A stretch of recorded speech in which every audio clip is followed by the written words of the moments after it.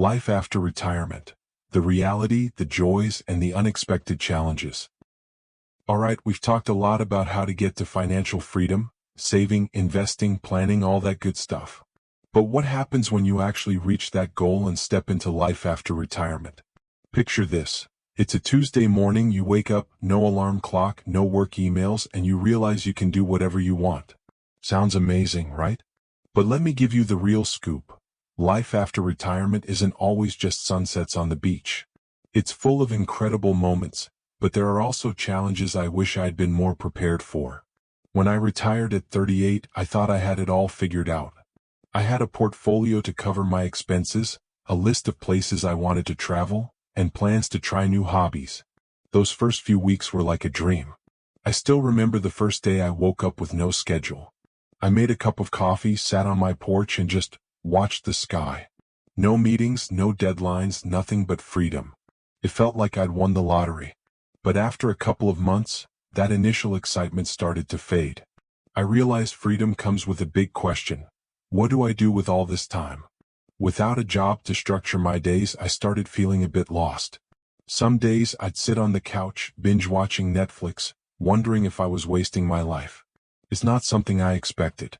I'd spent years grinding to get to financial independence, but I hadn't really thought about how to live a meaningful life afterward. One of the biggest challenges was finding a new sense of purpose. When you're working, your purpose often comes from your job, finishing a project, getting a pat on the back from your boss, or just paying the bills. But in retirement, you have to create that purpose yourself. I remember one day at the grocery store, spending 20 minutes choosing between two kinds of pasta. I thought, is this my life now? That's when I knew I had to shake things up. So I started experimenting. I signed up for a baking class. Yep, me, a guy who could barely make a sandwich, was suddenly in a kitchen kneading dough and decorating cakes. My first cakes looked like a disaster, but I loved every second of it. It gave me a small goal, something to look forward to each week. I also started volunteering at a community center, helping kids learn to read. Seeing those kids smile and improve gave me a sense of making a difference, even if it was small. Those experiences taught me something huge. Retirement isn't the end, it's a new chapter. To make it fulfilling, you need to stay busy, but not in the way you were at work. It's about being busy with things that light you up, whether that's learning a new skill, traveling, or just reading a book all day without guilt. My advice? Start experimenting now, even if you're not retired yet. Take a weekend day and live like you're financially free. Go for a walk in the park, try a new hobby, or just sit and think about what makes you happy. These mini retirements will prepare you for the real thing. But it's not all challenges. Life after retirement has joys I'd never trade for anything. One of the best parts is saying yes to spontaneous opportunities. A few years ago, a friend called and asked if I wanted to join a hiking trip in Peru. Before retirement, I'd have said, can't, gotta work. But that time I checked my calendar and said, heck yeah. I hiked the Inca Trail, watched the sunrise over Machu Picchu, and it's one of the most unforgettable experiences of my life. Another joy is having time for the people who matter. I started spending more time with my wife and family. We'd have board game nights, go camping, or just sit and talk for hours. Those moments are priceless, and they remind me that financial freedom isn't just about you. It's about sharing your life with the people you love. But I'll be honest, there are days you might feel lonely or disconnected. When you stop working, you can lose touch with work friends. I used to be tight with some colleagues, but after retiring, we drifted apart. To counter that, I had to actively build a new community. I joined a hiking club, met people who shared my interests, and even started a small book club. Those connections made me feel like I was still part of the world. So, how do you prepare for life after retirement? First, think about what you want your life to look like. Write down 3 things you'd love to do when you retire. Maybe travel, take up painting, or volunteer. Then, find ways to weave them into your life now, even on a small scale. If you want to travel, start with a weekend trip. If you want to learn a skill, sign up for an online course. These steps build the retirement lifestyle early. Second, keep your body and mind healthy. I started doing yoga. Laugh all you want, but this guy in a yoga class found it helped with stress and energy.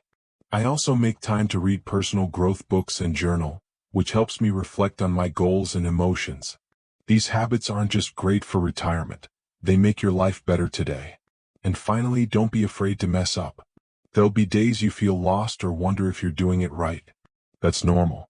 When I hit those moments, I remind myself that retirement is a journey, not a destination. You'll learn, adjust, and find your way. Today, try this. Spend 10 minutes writing down one activity you'd love to do in retirement and one way to start it now. Maybe it's signing up for a class, planning a trip, or just calling a friend you haven't talked to in a while. Those small moments will get you ready for your next chapter. Stick around for the next part, where we'll explore different paths to financial freedom, from living lean to chasing big dreams. And don't forget to subscribe to Stories for Retired. Drop a comment and share one thing you're excited about for your retirement life. I can't wait to hear from you. Exploring different paths to financial freedom. By now, we've covered my journey, the mistakes I made, how to plan for retirement, and what life after retirement really feels like. But here's something I want you to get. There's no single road to financial freedom. Everyone has their own dreams, lifestyle, and approach. Today, I want to walk you through some of the different paths you can take, from living super simply to chasing big dreams, so you can find the one that fits you best. When I first heard about the FIRE movement, financial independence, retire early, I thought there was only one way to do it. Save a ton, live ultra-frugally, and retire as soon as possible. But the more I learned, the more I realized FIRE comes in different flavors, each suited to a different kind of person. Let me tell you about a few paths I've seen, both from my own experience and from others I've met along the way. First up, there's something called lean FIRE or frugal FIRE. This is when you live as minimally as possible, keeping your expenses super low so you can retire early with a smaller nest egg. I have a friend, Sarah, who nailed this. She moved to a small town, lives in a tiny house, and keeps her annual expenses under $20,000. By saving 70% of her income for 10 years, she retired at 35 with about $500,000 invested. Now she spends her days gardening, writing a blog, and living a simple, happy life. Lean FIRE is awesome if you love minimalism and don't need a lot of material stuff. But it's not without challenges. You have to be okay with living frugally, and sometimes you might feel like you're missing out. I tried a bit of lean FIRE early on, cutting out dining out and moving to a cheaper apartment, but I realized I still wanted room for small joys like travel or dinners with friends. On the opposite end is fat FIRE or cushy FIRE. This is when you save a bigger chunk to retire with a more comfortable lifestyle. I know a guy, Mike, who went for fat FIRE. He worked in tech, saved over $2 million, and now lives on $100,000 a year. He travels internationally, eats at fancy restaurants, and even bought a boat for fishing trips.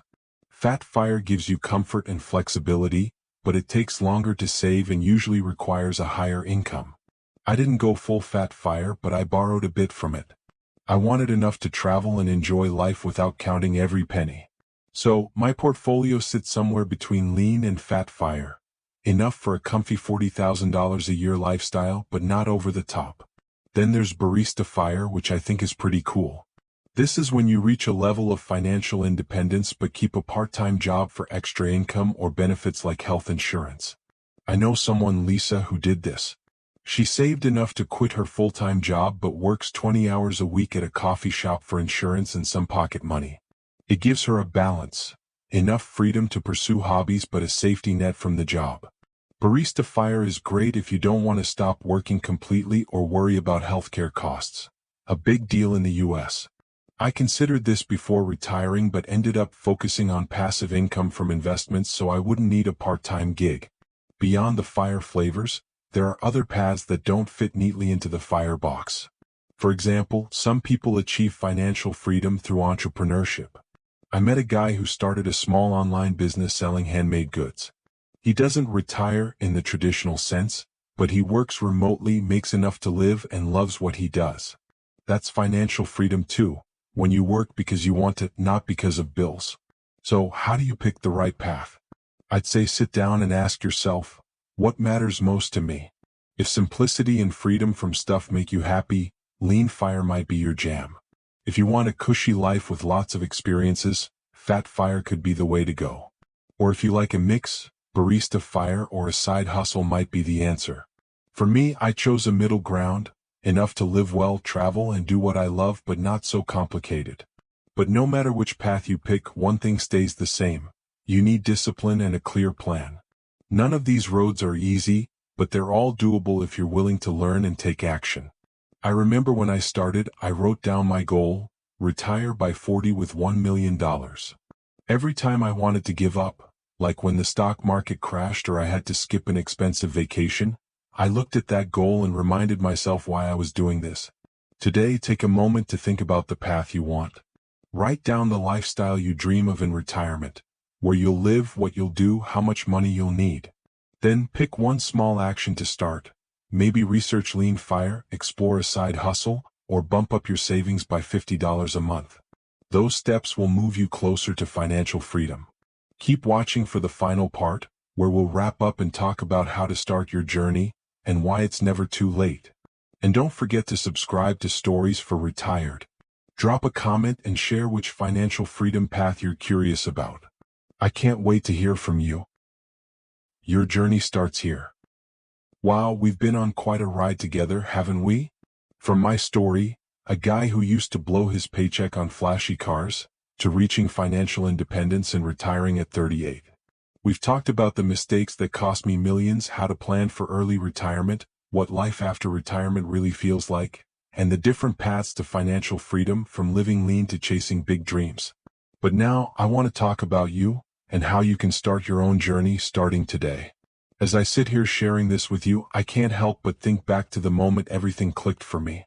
It was a Monday morning. I was stuck in my office, staring out the window, feeling like I was living someone else's life. I was working 80 hours a week, making good money, but I wasn't happy. I kept asking myself, what am I doing with my life? That moment pushed me to dive into the FIRE movement, financial independence, retire early, and set a goal to retire early. But the goal wasn't the real game changer. What mattered was that I decided to act, even if it was just small steps. I want you to pause for a second and ask yourself, what do you want your life to look like in 5, 10, or 20 years? Is it waking up every day without money worries? Traveling the world, spending time with your kids, or finally opening that little coffee shop you've always dreamed of? Whatever your dream is, I'm here to tell you it's absolutely possible. You don't need to be a millionaire or an investing genius. You just need to be willing to learn, tweak a few habits, and start.